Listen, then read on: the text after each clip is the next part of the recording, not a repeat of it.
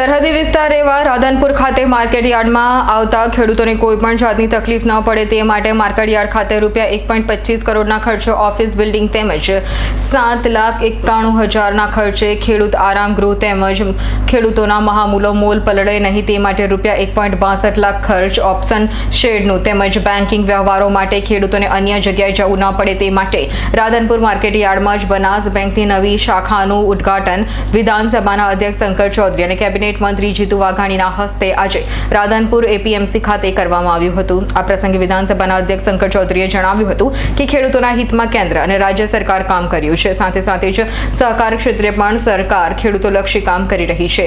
Micro irrigation માટે trip અને સ્પ્રિંકલની સબસિડીમાં વધારો કરવાનો સરકારે નિર્ણય કર્યો છે, જે પાણીની અછતવાળા વિસ્તારો માટે આશીર્વાદરૂપ સમાન થશે। તો રાધનપુરમાં પણ બનાસ ડેરી દ્વારા ગોબર ગેસ પ્લાન્ટ બનાવવાનો નિર્ણય બનાસ ડેરીએ કર્યો છે, જેથી ખેડૂતોને આર્થિક લાભ થશે। અસંભવને સંભવ બનાવવાનું કામ આ ધરતી પર સિંચાઈના પાણીથી નરેન્દ્રભાઈ મોદીના નેતૃત્વમાં થયું છે। કપાસનું ઉત્પાદન કરતા ખેડૂતો માટે કેન્દ્ર સરકારે એક વિશેષ મિશન સ્વરૂપે એક કામ હાથ લીધું છે, જેમાં ઓછા અંતરે પ્રતિ હેક્ટર દીઠ રૂપિયા 14,000 ઇનપુટની સહાય અને તાલીમ ખેડૂતોને મળશે। રાજ્યના માર્કેટયાર્ડમાં સોલાર સાથેનો શેડ બનાવવાનો રાજ્ય સરકારે નિર્ણય કર્યો છે। આ પ્રસંગે ખેડૂત લાભાર્થીઓને સહાય વિતરણ ચેકોનું મહાનુભાવોના હસ્તે વિતરણ કરવામાં આવ્યું હતું। આ પ્રસંગે મોટી સંખ્યામાં ખેડૂતો ઉપસ્થિત રહ્યા હતા। તો માર્કેટયાર્ડ ખાતે વિવિધ જણસો માટે બનેલ શેડ ખેડૂતો અને વેપારીઓ માટે આશીર્વાદરૂપ બનતા ખુશી જોવા મળી હતી। આજે રાધનપુર મુકામે બેંકના નવા મકાનનું ઉદ્ઘાટન, યાર્ડના નવા કાર્યાલયનું ઉદ્ઘાટન, એક નવો ઓક્શન ખેડૂતો માટે એની ખેત પેદાશોનો કરી શકે એના માટે શેડનું ઉદ્ઘાટન અને લોકાર્પણ, સાથે ખેડૂતોના આરામગૃહ એમના લોકાર્પણ પ્રસંગે આજે શંકરભાઈ ચૌધરી માનનીય અધ્યક્ષશ્રી અને એશિયાની સૌથી મોટી ડેરી બનાસ ડેરીના ચેરમેન અને ધરતીપુત્ર કિસાન પુત્રની સાથે ગઈકાલથી જ અમારા લવિંગજી ધારાસભ્યશ્રી પણ આનંદપૂર્ણ છે, સમગ્ર વિસ્તારમાં ફરી રહ્યો છે। માની મોદી સાહેબને આભારી સમગ્ર ઉત્તર ગુજરાતની ધરતી એ સુજલામ સુફલામ માં નર્મદાના નીર એ ફળફળ વહેતા થયા છે, ત્યારે એ નવપલ્લવિત ધરતી બની છે।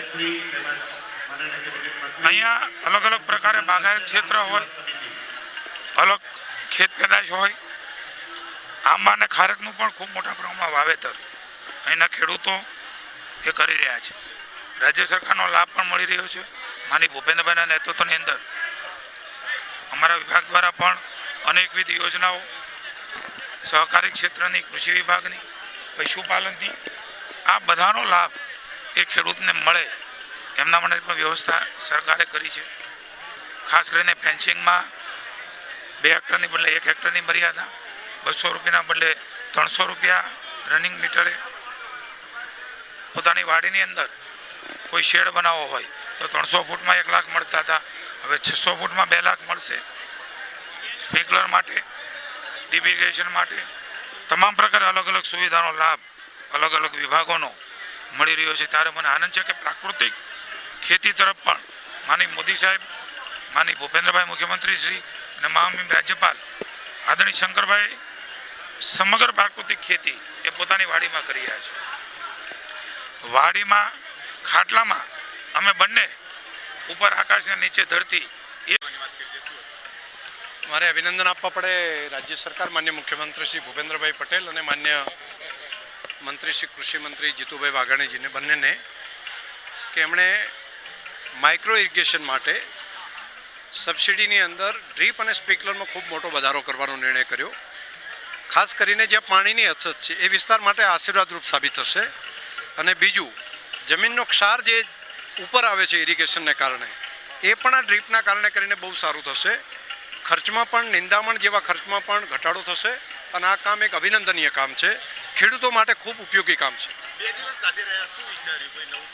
ઘણું બધું માન્ય મંત્રીશ્રી પોતે અભ્યાસુ મંત્રી છે અને ખેતી અને ખેડૂત માટે નાની નાની બાબતનું સમજી રહ્યા છે, જોઈ રહ્યા છે અને એને સુધારા કરવાનો નિર્ણય જે કરી રહ્યા છે એ ખૂબ સારું। અને ખાસ કરીને પ્રાકૃતિક કૃષિ માટે એમણે જે સજાગતા રાખી છે એ ડિપાર્ટમેન્ટને મારે અભિનંદન આપવા પડે. રાધનપુરની અંદર પણ એક નવો ગોબર ગેસનો પ્લાન્ટ એ બનાવવાનો નિર્ણય બનાસ ડેરીએ કર્યો છે. Bureau report S9 news Radhanpur. અમારી તમામ માહિતીથી અપડેટ રહેવા માટે જોડાયેલા રહો S9 ન્યૂઝ સાથે.